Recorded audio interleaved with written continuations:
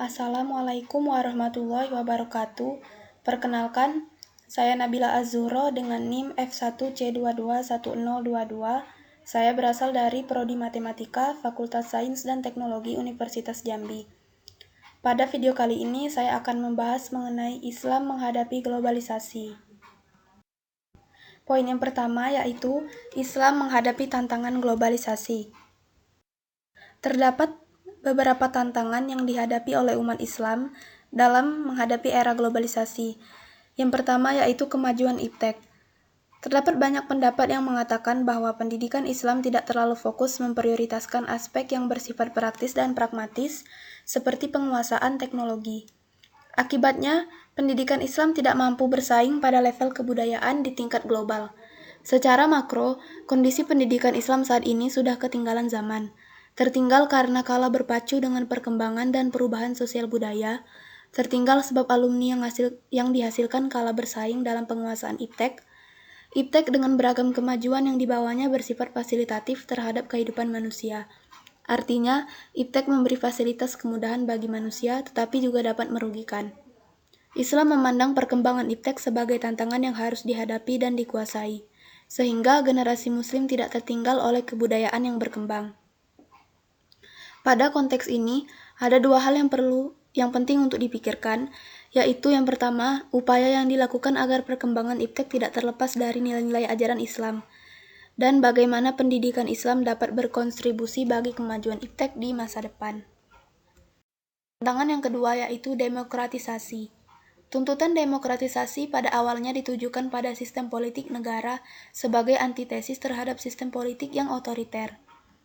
Selanjutnya, perkembangan tuntutan ini mengarah kepada sistem pengelolaan berbagai bidang, termasuk bidang pendidikan. Semua warga negara memiliki hak yang sama untuk memperoleh pendidikan, juga memiliki kewajiban yang sama dalam membangun pendidikan nasional yang berkualitas. Demokratisasi pendidikan membuka ruang partisipasi publik untuk terlibat dalam pendidikan. Walaupun di satu sisi ini berpotensi melahirkan komersialisasi pendidikan, terutama oleh kelompok pengusaha pendidikan yang berusaha meraup keuntungan melalui bisnis pendidikan.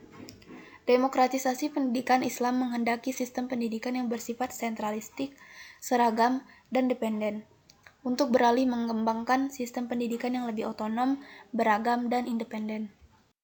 Tantangan yang ketiga yaitu dekadensi moral. Revolusi teknologi berakibat pada pergeseran nilai dan norma budaya. Pada lazimnya, nilai-nilai budaya dari pihak yang lebih dominan dalam penguasaan iptek akan cenderung berposisi dominan pula dalam interaksi kultural yang terjadi. Budaya Barat telah memperlihatkan superioritasnya terhadap budaya Islam. Produk teknologi seperti TV, parabola, telepon, VCD, DVD, internet, dan lain-lain dapat membuka hubungan dengan dunia luar sehingga wawasan masyarakat terbuka. Namun, lewat media tersebut dapat pula disaksikan pornografi, film-film dan sinetron yang menawarkan gaya hidup bebas dan juga kekerasan, yang secara moral bertentangan dengan nilai Islam. Perubahan dalam segala bentuk, baik bersifat personal maupun global, bisa terjadi dalam hitungan waktu yang relatif sangat singkat.